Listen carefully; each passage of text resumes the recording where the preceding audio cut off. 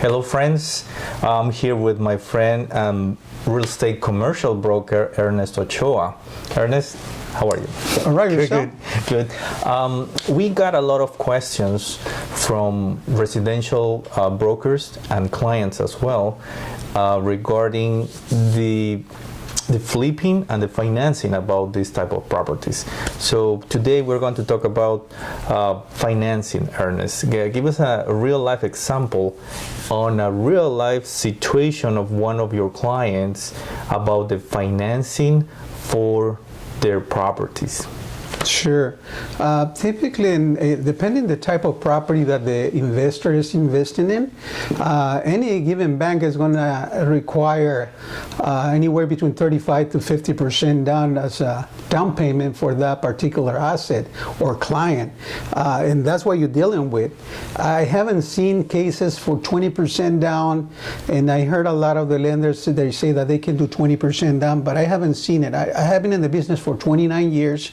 Of course, there's the typical SBA loan, SBA loan will not qualify for a property that is a flip in this case. On the commercial world, talk about private lending or hard money lenders are very common, right? Yes. Especially on this type of properties. Right.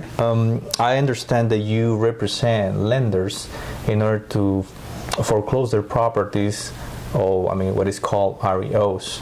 Right. What's the difference in terms of pricing between a regular commercial property price versus an REO commercial property? Give us a kind of, or are the same? Because on the residential, it's nowadays, even a short sale on a regular property, they are almost the same price. But how about on the commercial world?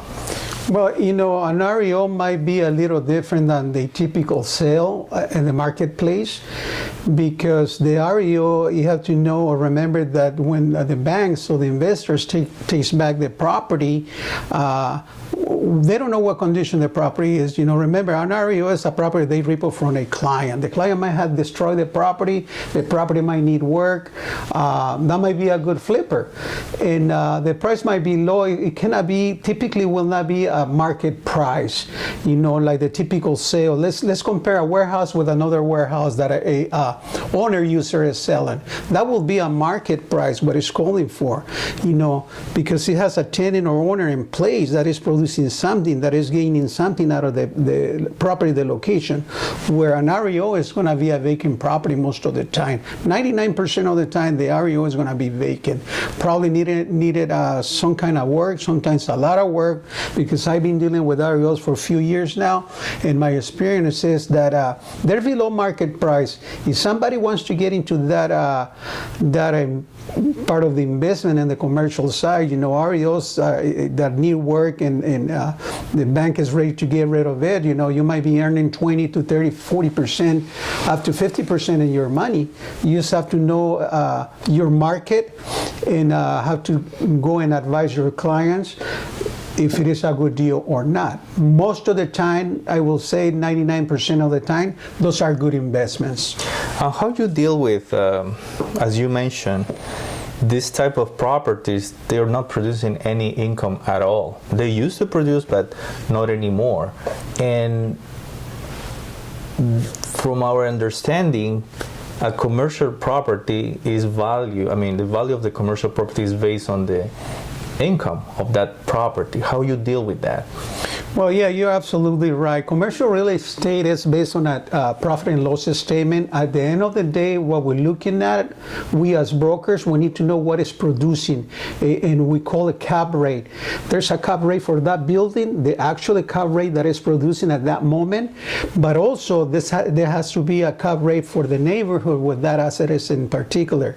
If that property is not producing any income at all, and I can give you a few examples.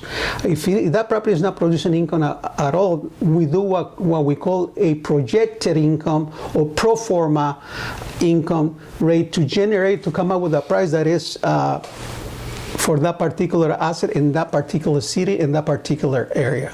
That's how we base the price on properties. How about the properties? Well, that's one of the questions that one of my clients on the residential business. How about a restaurant? I mean, they deal with a lot of cash. How you give them a value for something that they don't have anything on the books? Yeah, that's the most difficult question not to answer. The most difficult thing to do in a situation like that, with owners manage a lot of cash and they don't report a lot of cash, is they want to sell their property, their investment, for the highest amount of dollar that they can make, but if they don't have the income to prove that they can make that much money, I'm sorry, but it will be very difficult to sell a property for top price that is not showing no income. Mm-hmm. Okay, so the other question is about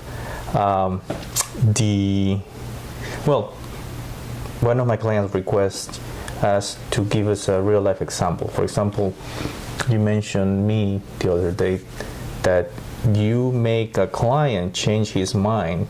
He was offering his property for $1 million, and you not convince him, but you told him why he should have, offer it for $3 million. So we're talking about 3 times what he was asking for. So tell us something about that particular scenario. Sure. Actually, that property was in the market not for $1 million. It was in the market for 1.9 with a commercial real estate broker for 2 years. They have few offers on their 1.7 that the owner didn't want to take. I saw the property in LoopNet and CoStar, and I was thinking that property is undervalued because, if you know anything about industrial real estate, which I know you know, that property was a CM zoning, and I know that those properties are selling at the time. It was about 2 years ago now, a year and a half. It was selling just a bare acre was selling for 800 to 1.2. Use the bare land. So I knew this guy was underpriced, and they ended up canceling that listing. Actually expired 2 months after I contacted the owner, and I did a projection on a pro forma cap rate, and I got the listing. I had it in the market for 9 months. 9 months after I had it in the market, we got an offer for 2.9, and the owner told me, we're not going to drop the price. We want the $3 million. And based on that, and the owner was owner-user running a business out of the location. Actually, the buyer came and offered 3.3 with the business in place. So from 1.9 being in the market for 2 years, I got the listing, we ended up getting 3.3. Those are one of the types of deals that we do all the time. I don't know if this is the situation, but some commercial brokers, they just use the regular MLS, right, from residential. Our MLS, they have a commercial field or area that we can list commercial properties. But in your world, there is a CoStar, there is LoopNet.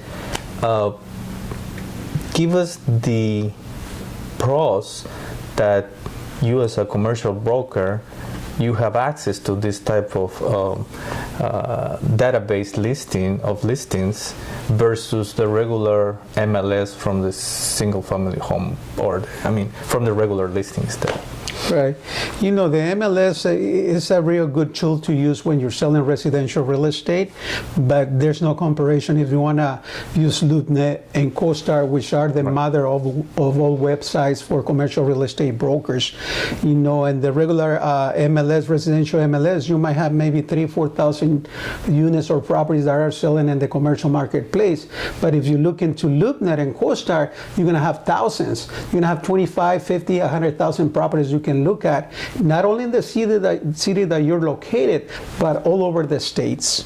So that's one of the questions that the owner of the commercial property should ask to the broker that he's thinking to list it with, right? Right. If he has access to this type of CoStar is the main right? Yeah, CoStar is the mother of all websites for commercial real estate. Okay. Give us another example, for example, of this property that It was for a company, tow company. Oh, tow truck company, Yeah. yes. Yeah, this property was located in this, or actually is located in the city of Palm Springs. It was an REO.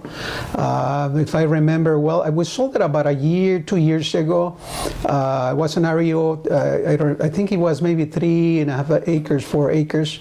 And a company, I shouldn't say the name of the company, but is one of the biggest tow trucking companies in the United States. They bought it from us, and I think we sold it for $575. I don't remember the number exactly right now, but that property needed a lot of work, and he sold real quick to this guy that is still the owner of this property. Actually, he's looking for more properties like that. And that property was worth more than that. I think it was close to the maybe 900 to $1 million. You know, for the right investor, he needed maybe about 50 to 100,000 in repairs, and he bought it as is, cash, no questions asked. And I can give you another example if you want. I had a property in Fresno. I think it was, if I recall well, this is about 3 years ago. It was, I don't remember if it was 200 or 300 units that you have a vacancy factor of 50% with a lot of maintenance required, a lot of repairs. We were picking that up for $33,000 a door, which is real good. Or it was real good at the time. We're talking 2 years, maybe 2.5 years.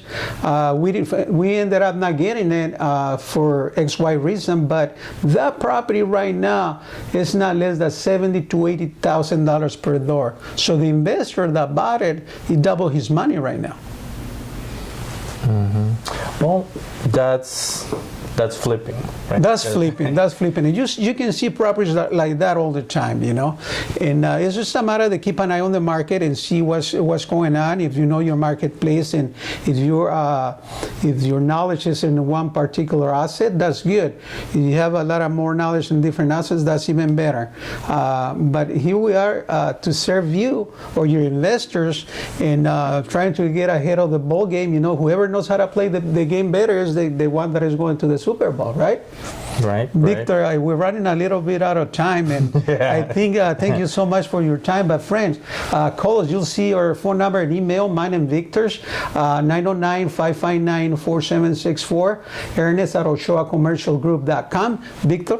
714-683-9462. And we're always looking for investors trying to, put their money work for them. Okay? Thank you very so much. Bye.